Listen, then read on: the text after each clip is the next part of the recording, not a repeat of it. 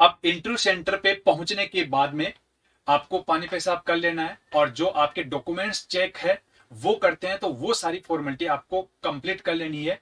और उसके बाद में जब आपको इंटरव्यू के लिए कॉल किया जाए, तो आपको ये सोचना है कि मेरा तो सिलेक्शन है वो पक्का होगा ही होगा। आपके चेहरे पर एक मुस्कुराहट होनी चाहिए, बिल्कुल भी टेंशन है वो दिखना नहीं चाहिए आपके चेहरे पर। और आप अगर ये सोच लोगे ना कि ठीक मेरा सिलेक्शन तो होगा ही होगा, और मैं इससे बहुत कुछ चीजें हैं वो सीखने वाला हूं, तो आपका सिलेक्शन पक्का है। आपको चेहरे पर एक मुस्कुराहट है वो रखनी है, क्योंकि अगर टेंशन में आ जाओगे तो क्योंकि वहां पर साइकोलॉजिकल आपको पूरा का पूरा एनालाइज किया जाता है, और फिर आपका सिलेक्शन है वो ना होने की तरफ आप चले जाओगे। इसलिए आपको आपके चेहरे पर मुस्कुराहट रखनी है। सबसे पहले क्या करना है आपको, जैसे ही आप इंटरव्यू रूम में घुसते हो, जैसे ही आप इंटरव्यू रूम में घुसते हो, तो वहां पर सबसे पहले थोड़ा सा झुक के आपको बोलना है, मे आई कम इन सर, या मे आई कम इन मैडम। अगर मैम है वहां पे तो मे आई कम इन मैम, या अगर सर है तो मे आई कम इन सर, या दोनों है तो आप बोल सकते हो मे आई कम इन सर। तो जैसे ही वो आप वहां पर आप ये बोलोगे, आपको वो कहेंगे यस प्लीज कम इन। अब क्या करना है, यहां से आपका इंटरव्यू शुरू हो जाता है। तो आपको क्या करना है, आपके चेहरे पर आप बिल्कुल एकदम सीधे, एकदम सावधान की स्थिति है उसमें चलना है। बहुत ज्यादा अकड़ के भी नहीं चलना है और बहुत ज्यादा झुक के भी नहीं चलना है। नॉर्मल जो आपकी चाल होती है उसके अकॉर्डिंग चलना है। आपके चेहरे पर एक मुस्कुराहट होनी चाहिए। लगना चाहिए उन इंटरव्यू लेने वालों को कि हाँ, ये अगर ऑफिस में यहां पर इस पोस्ट के लिए सेलेक्ट किया जाता है, तो जो आसपास का एनवायरनमेंट होगा वो शायद बहुत ही अच्छा एनवायरनमेंट होगा, बहुत ही पॉजिटिव इंसान लग रहा है। आपको इस तरीके से आपके चेहरे पर मुस्कुराहट रखनी है। और वहां पर आपके इंटरव्यू के लिए एक चेयर होगी, उस चेयर पे वहां पे जाके आपको चेयर के पास में खड़े हो जाना है। जैसे ही आप खड़े होगे, तो इंटरव्यू लेने वाले फिर आपको, तब तक आपको उस चेयर पे नहीं बैठना है जब तक आपको कह नहीं दिया जाए। तो जैसे ही आप पास में जाओगे, इंटरव्यू वाले कहेंगे कि प्लीज सिट डाउन। जब वो कहें आपको, तब आपको वहां पर बैठना है। और उस टाइम पे आपको बोलना है थैंक यू सर या थैंक यू मैम, आपको जो भी बोले उनको आपको उसके बाद में थैंक यू बोलना है। अब आप यहां पर स्टूडेंट्स बहुत बड़ी गलती करते हैं कि कई स्टूडेंट बहुत अकड़ के ऐसे बैठ जाते हैं, कई स्टूडेंट पीछे सहारा लेके बैठ जाते हैं। यहां चेयर पे बैठने का भी एक तरीका होता है। आपको वो चेयर है, वो चेयर प्रॉपरली, कई स्टूडेंट्स उस चेयर को ऐसे सरका के और उस तरीके से बैठते हैं। नहीं स्टूडेंट्स, वो हर बात आपकी नोट कर रहे हैं। तो जो चेयर पड़ी है उस जगह पे आपको पास में जाना है, और उसके बाद में वहां पर आपको थोड़ा सा चेयर से आपके पैर है वो पीछे की तरफ टच हो जाए, और उसके बाद में आपको क्या करना है, उस चेयर पे ऐसे बैठना है, ना बहुत ज्यादा अकड़ के बैठना है और ना ही बहुत ज्यादा झुक के बैठना। आपको नॉर्मल जो पोजीशन है वैसे बैठना है, और दोनों हाथ, दोनों जो चेयर के आर्म्स होती है उसके ऊपर आपको रख लेना है, और आपके चेहरे पर एक स्माइल होना चाहिए। बहुत इंपॉर्टेंट है फ्रेंड्स ये चीज, क्योंकि बहुत सारे स्टूडेंट्स हैं वो यहां पर गलती कर जाते हैं। अब जब आप वहां पर बैठ जाते हो, तो पहला जो प्रश्न होता है इंटरव्यू लेने वालों का, उनका होता है कि इंट्रोड्यूस योरसेल्फ। ये सबसे पहला प्रश्न होता है। आपका इंट्रोडक्शन पूछा जाता है और आपको इंट्रोडक्शन देना है। सो स्टूडेंट्स, सबसे पहले आप जब एग्जाम की इस इंटरव्यू की तैयारी कर रहे हो, तो अपने आप को इंट्रोड्यूस करने की आपकी पूरी प्रैक्टिस होनी चाहिए। ये पहला प्रश्न होता है। ये आपको पता होना चाहिए कि सेल्फ इंट्रोडक्शन में आपको क्या क्या बोलना है। इसके लिए बहुत सारे यूट्यूब पे वीडियो होते हैं, बहुत सारी प्रैक्टिस वाले वीडियो होते हैं, वहां पे आपको देख के जाना है कि इस सेल्फ इंट्रोडक्शन में क्या क्या चीजें पूछी जाती है, क्या क्या चीजें हैं वो बोली जाती है। तो वहां पर ध्यान रखना, क्योंकि आपका फॉर्म उनके पास में होता है, तो उनको आपके बारे में पर्सनल इंफॉर्मेशन जानने में कोई इंटरेस्ट नहीं होता है। आपका फॉर्म है वो सब जानते हैं, लेकिन फिर भी इंटरव्यू वाले आपको आपको इंट्रोड्यूस करने के लिए पूछते हैं। क्यों पूछते हैं? क्योंकि वो देखना चाहते हैं आप इस पोस्ट के लिए सुटेबल हो या नहीं हो। अब सेल्फ इंट्रोडक्शन में मैं कुछ बातें आपको बता देता हूं, आपको क्या क्या बोलना है। सबसे पहले आपको आपका नाम बोलना है, और नाम के साथ में उसके बाद में आपको आपके पेरेंट्स का इस तरह का नाम नहीं बोलना है, क्योंकि बहुत सारे स्टूडेंट्स होते हैं जो कि साथ में अपने पेरेंट्स का या और वो नाम बोल देते हैं। तो आपको उनका नाम नहीं बोलना है, सिर्फ और सिर्फ आपको अपना नाम बोलना है। और उसके बाद में आप किस शहर से बिलोंग करते हो, और जरूरत है तो आपको आपके जो स्टेट है उस स्टेट का नाम बताना है। उसके बाद में तीसरे नंबर पर आपको अगर अभी आप कोई जॉब कर रहे हो तो उस जॉब के बारे में बताना है, और अगर पास्ट में आपका कोई जॉब एक्सपीरियंस है तो वो जॉब एक्सपीरियंस है वो आपको बताना है।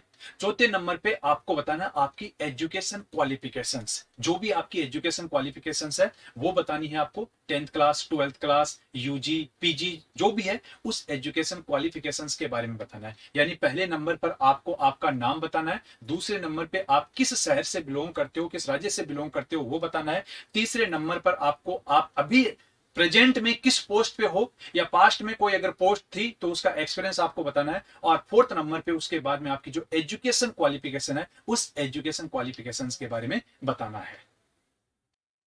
एजुकेशन क्वालिफिकेशंस में आप पे सबसे पहले अगर आपकी जो हाई डिग्री है ना उस डिग्री के बारे में बताना है। अगर आपकी पीएचडी है तो पीएचडी के बारे में बताना है।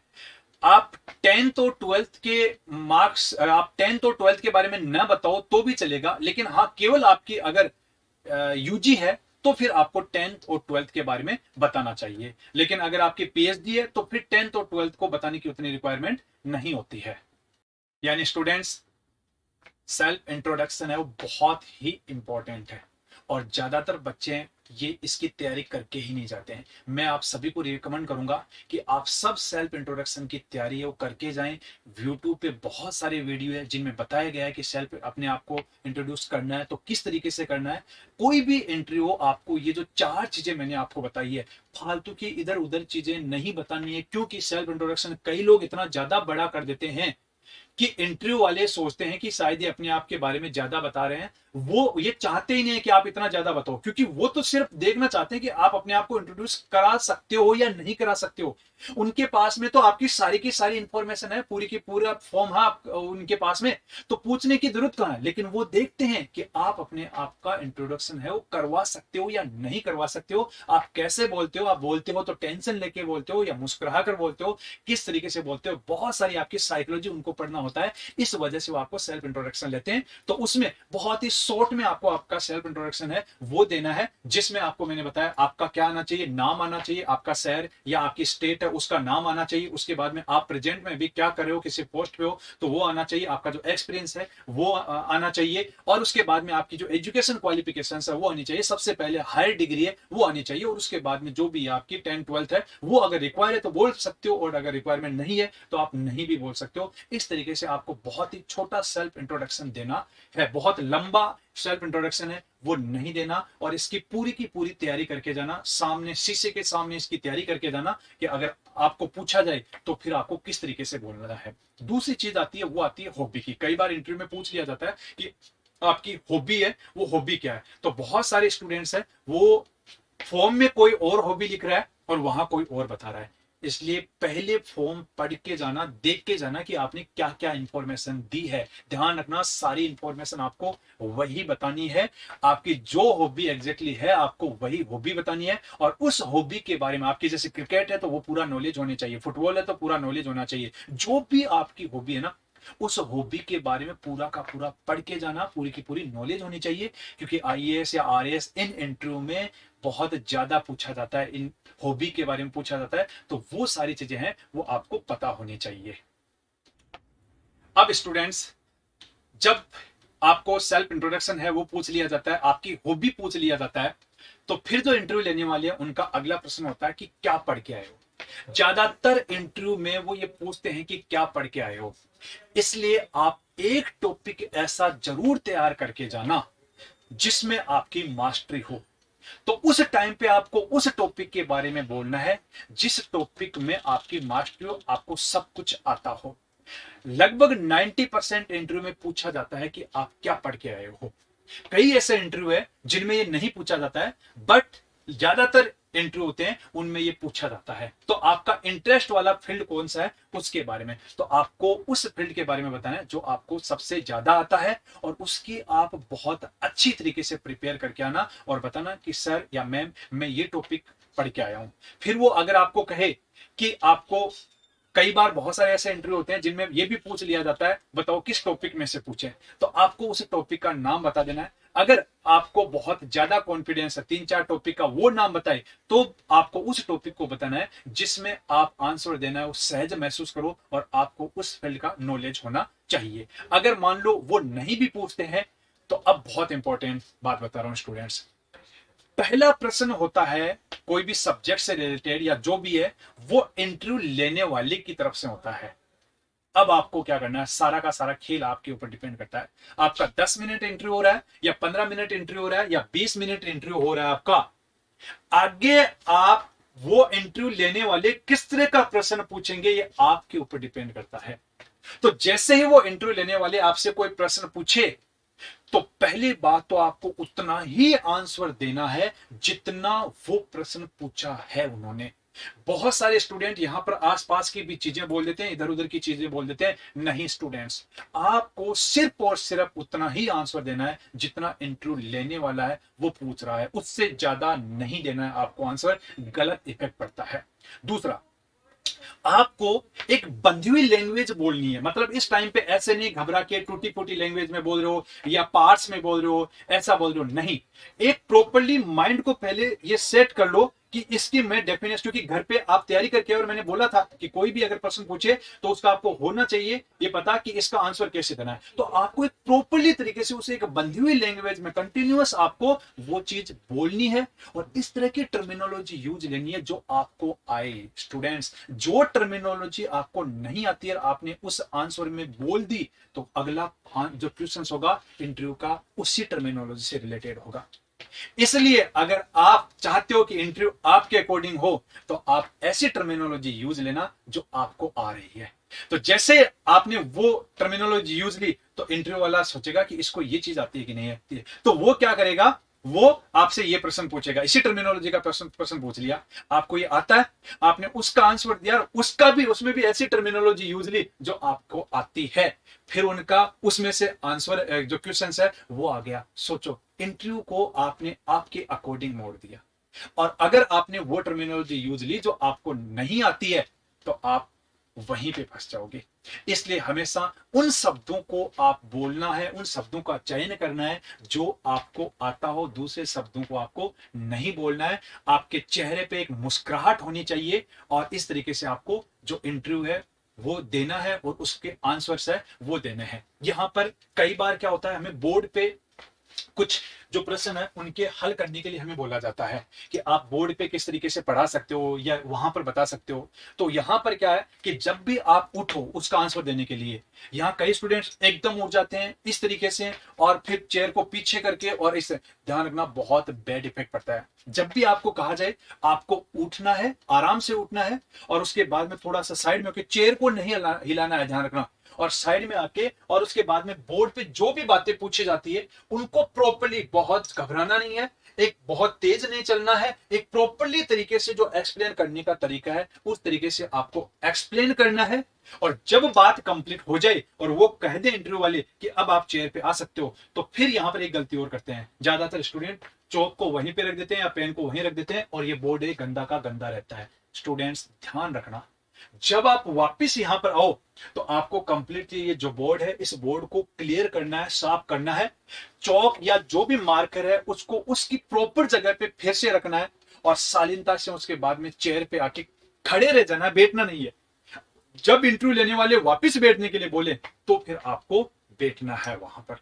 ये छोटी छोटी ऐसी बातें हैं जिनका आपको ध्यान रखना है। बहुत ही बेसिक्स जो क्वेश्चंस है वो पूछते हैं वो, और ये डिपेंड करता है कि आप उनका किस तरीके से आंसर दे रहे हो, आप किस तरीके से बोल रहे हो, किस तरह की टर्मिनोलॉजी यूज ले रहे हो। यहां पर वो इंटरव्यू लेने वाले सारी चीजें देखते हैं कि आपको सब्जेक्ट का नॉलेज कितना है, आप में सब्जेक्ट की समझ है या नहीं है, आप में लीडरशिप की क्वालिटी है या नहीं है, आप अगर प्रेजेंट रहे ऑफिस में तो उस टाइम पे ऑफिस का माहौल कैसा रहेगा, क्योंकि आपके चेहरे को पढ़ के और सारी चीजें पता लगा लेते हैं, आपके बोलने पे वो पता लगा लेते हैं कि हाँ ये आदमी है, ये इस पोस्ट के लायक है या नहीं है, या डिसीजन मेकिंग पावर आप में है या नहीं है। बहुत सारी इधर उधर की चीजें वो पूछते हैं और ये सारी की सारी चीजें हैं वो आपके बोलने पे, जो भी आप क्या सोचते हो कि कोई प्रश्न का आंसर आप दे रहे हो तो केवल वो आंसर दे रहे हो, नहीं, उस टाइम पे वो इंटरव्यू लेने वाले आपको बहुत कुछ रीड करते हैं आपके बारे में, बहुत सारी चीजें हैं वो आपके बारे में देखते हैं, इसलिए आपको बहुत सारी बातों का पता होना चाहिए।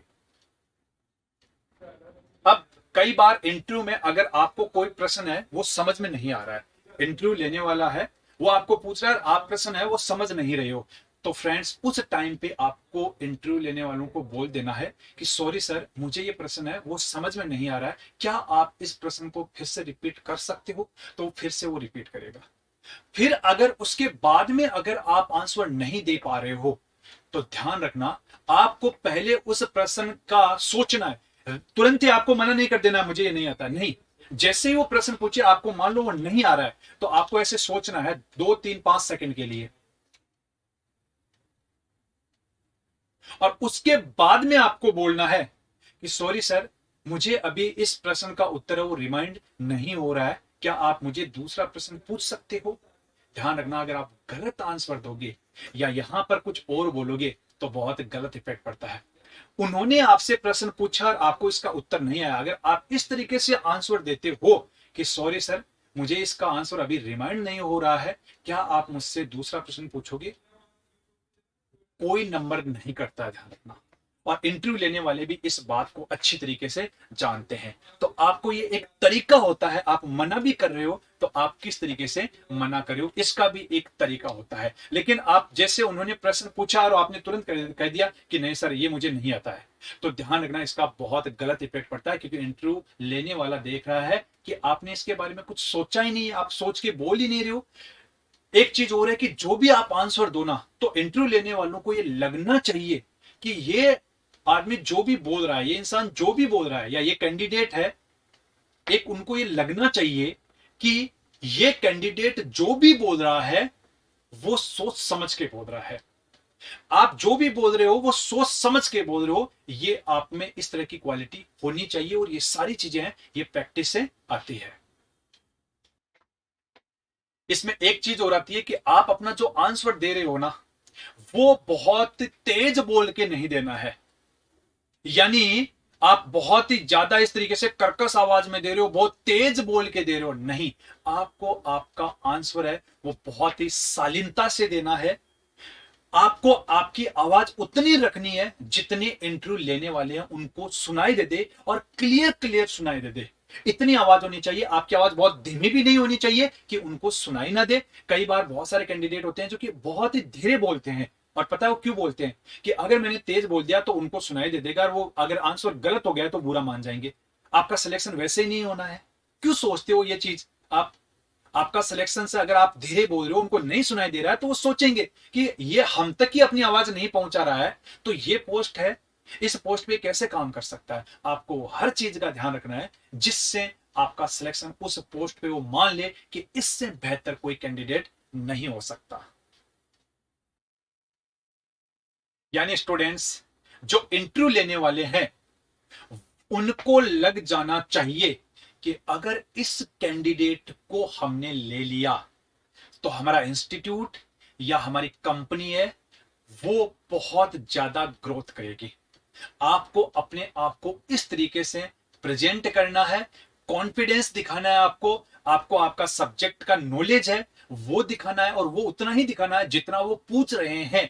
आपको बहुत ज्यादा इधर उधर की इंफॉर्मेशन नहीं देनी है। आपके चेहरे पे एक मुस्कुराहट होनी चाहिए, एक कॉन्फिडेंस होना चाहिए, और आपको ये दिखा देना है कि आपकी कंपनी के लिए या आपके इंस्टीट्यूट के लिए मैं सबसे सुटेबल कैंडिडेट हूं। और उसके बाद में जब आपको और प्रश्न वो पूछेंगे तो उनका सही सही आपको आंसर, और अगर नहीं आ रहा है तो आप वहां पर सोच के, और उसके बाद में 5 सेकंड के लिए या 6 सेकंड के लिए सोच के, और फिर कह सकते हो कि सर मुझे ये आंसर नहीं आ रहा है। आपको तुरंत का तुरंत है वो गिव अप नहीं करना है, और लगभग 10 से 15 मिनट या जितना भी आपका इंटरव्यू चलता है उसमें आपको अपने आप को पूरा का पूरा प्रूव करना है, और उनको ये बता देना है कि इस पोस्ट के लिए मैं सबसे सुटेबल कैंडिडेट हूं। अगर आपने मुझे लिया तो आपकी कंपनी है या आपका इंस्टीट्यूट है वो बहुत ज्यादा ग्रोथ करेगा। और जब आपका इंटरव्यू खत्म हो जाए तो आपको एग्जामिनर जो इंटरव्यू लेने वाले हैं वो जाने के लिए बोले, तो फिर आपको सबसे लास्ट में थैंक यू सर या थैंक यू मैम है ये बोल के आना है। और उसके बाद में चेयर को ऐसे एकदम से नहीं हटाना, आपको आराम से उठना है, और आपके जो भी डॉक्यूमेंट्स हाथ में है उनको सही तरीके से पकड़ना है, और उनको थैंक यू बोल के झुक के इस तरीके से थैंक यू बोल के और तरीके से आपको चलना है। गेट तक आपको देखा जाएगा, ध्यान रखना, पूरा का पूरा रीड किया जाएगा आपको, और फिर आ जाना है। इस तरीके से आपको इंटरव्यू की है वो तैयारी करनी है। सो फ्रेंड्स, ये जो इंटरव्यू है ना, मैंने यहाँ पर कोई प्रश्न नहीं बताए आपको कि ये पूछा जाता है आपसे, ये पूछा जाता है, नहीं। मैंने एक सिंपल चीजें, आपके माइंड में जो नेगेटिव क्वेश्चंस आते हैं उनका बताया आंसर, कि आप उस टाइम पे अपने आप को कैसे आपको प्रिपेयर करना है, और इंटरव्यू में जितने भी रणनीति अपनानी है आपको, वो क्या क्या रणनीति अपनानी है उसके बारे में बताया है मैंने आपको। सो बहुत ही इजी होता है इंटरव्यू में सिलेक्शन होना, बट ये आपकी सोच के ऊपर डिपेंड करता है कि आप किस तरीके से प्रिपेयर होके जाते हो।